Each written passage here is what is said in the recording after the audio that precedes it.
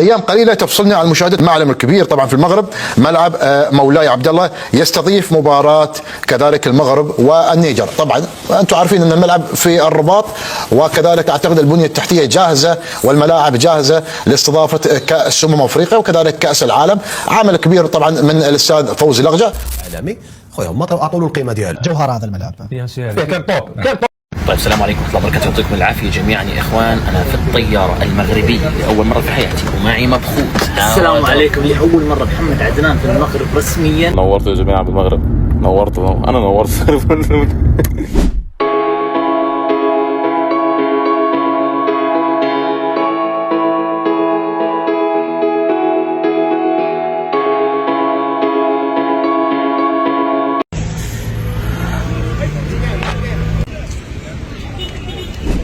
الجماهير المغربية تستعد للحظة تاريخية لافتتاح أيقونة رياضية جديدة بمواصفات عالمية. المغرب يفتتح ملعب مولاي عبد الله بالعاصمة الرباط بحلته الجديدة.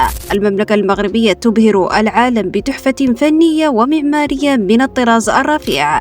فما هي أبرز التحديثات التي خضع لها الملعب وما هو تاريخ افتتاحه؟ في هذا الفيديو سنتحدث عن كل هذه التفاصيل وأكثر، لكن قبل أن نبدأ لا تنسوا الاشتراك في القناة والضغط على زر الإعجاب. يعد أضخم إنجاز رياضي في تاريخ المملكة المغربية، مشروع ضخم سيتم افتتاحه يوم الجمعة 5 شتنبر 2025 بمناسبة مباراة المنتخب المغربي ضد نظيره منتخب النيجر ضمن تصفية كأس العالم 2026.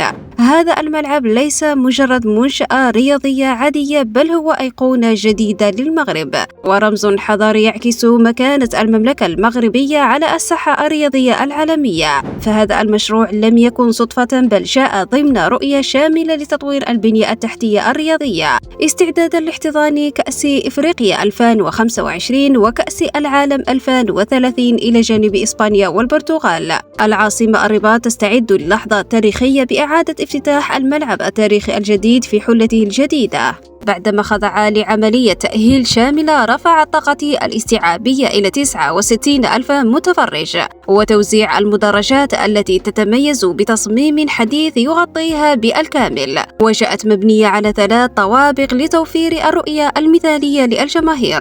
وشملت الإصلاحات أيضا إدماج تجهيزات عصرية من بينها سقف حديث يغطي المدرجات وشاشات عملاقة ونظام إضاءة متطور يستخدم داخل رقعة الملعب وفي المدرجات وفي المرافق الخارجية. كما تم إعادة تشييد منصة الصحفيين ومستودع الملابس ومنصات الشرفية ومرآب للسيارات. أما الأبواب فتم تصميمها بشكل يجعل عملية الدخول والخروج تتم بسلاسة متناهية، مما يجعل الملعب يواكب المعايير الدولية المعتمدة في أكبر الملاعب. ويرى المتابعون لهذا المشروع العملاق والأيقوني أن إعادة افتتاحه يشكل قفزة نوعية في البنية التحتية الرياضية بالمملكة، ويعكس طموح المغرب في تعزيز قدراته على استقبال الأحداث الكروية القارية والعالمية، لا سيما الاستحقاقات المقبلة التي يراهن عليها المغرب. وكان جياني إنفانتينو رئيس الاتحاد الدولي لكرة القدم فيفا أشاد بالمجمع الرياضي الأمير مولاي عبد الله خلال زيارته الملعب رفقة فوزي لغجة رئيس الجامعة المغربية لكرة القدم.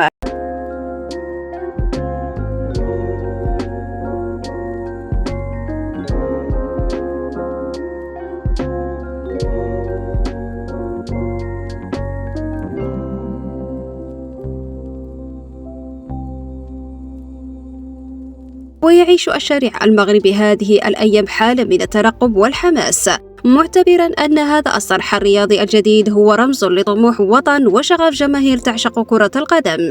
ولم يتملك الجمهور المغربي نفسه منذ الساعات الأولى من طرح الجامعة المغربية لتذاكر مباراة المغرب الافتتاحية للملعب، حيث بيعت كل التذاكر بسرعة قياسية. وأعلنت اللجنة المنظمة أن المباراة بين المغرب والنيجر ستلعب بشبابيك مغلقة. وعبرت اللجنة المنظمة عن شكرها العميق للجماهير على تفاعلها الكبير إقبالها المتزايد على اقتناء تذاكر المباراة لدعم المنتخب المغربي. كما دعت اللجنة المنظمة كافة المشجعين للالتزام بالتدابير التنظيمية لضمان سير المباراة في أفضل الظروف بما يخدم مصلحة المنتخب المغربي. واعتبر الكثيرين أن تدفق الجماهير بهذا الزخم على التذاكر بمثابة تصويت شعبي على نجاح تحدي بناء ملعب مولاي عبد الله الجديد وفق معايير دولية وبكفاءة مغربية، وأيضا رسالة دعم واضحة للسياسات العمومية الرامية إلى تحديث البنيات التحتية الرياضية بالمملكة. ومن المنتظر أن تفتح أبواب الملعب أمام الجماهير ابتداء من الساعة 4 عصرا من يوم الجمعة،